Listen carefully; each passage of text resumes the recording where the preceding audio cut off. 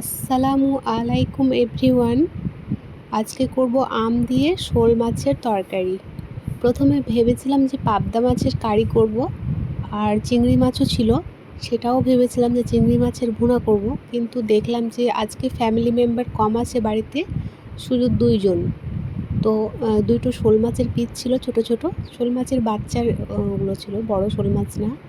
তো ওইগুলো ভাবলাম আম দিয়ে কারি করি, কারণ আমের সাথে শোল মাছের একটা ভালো কম্বিনেশন আছে, তার জন্য করলাম। আর বাদবাকি মেম্বাররা যখন আসবে তখন বাদবাকি তরকারিগুলোও হবে, তার জন্য এটা চিন্তা ভাবনা করে করলাম। কিন্তু আমি ম্যানুয়ালি এই তরকারিটা খুব একটা করি না, কারণ আমটা একটু টক টক লাগে, তো খুব একটা করি না। তো আজকে ভাবলাম যেহেতু বাড়িতে সেরকম কেউ নাই, তো করে দেখি কেমন লাগে খেতে। এই জন্য আমের পরিমাণটাও কম দিয়েছি। যদি ভালো লাগে তো নেক্সট টাইম আবার করব, আর না ভালো লাগলে এখানেই দ্য এন্ড করে দেব। তো আপনারাও বলবেন কেমন হয়েছে রান্নাটা। আমি খুব একটা রান্নায় পারদর্শী নই, তবুও চেষ্টা করলাম। আমার শোল মাছটা আজকে প্রথম করলাম, করেছি এর আগে বাড়িতে, কিন্তু এই প্রথম আপলোড দিলাম। জানাবেন কেমন হয়েছে আমার রান্নাটা।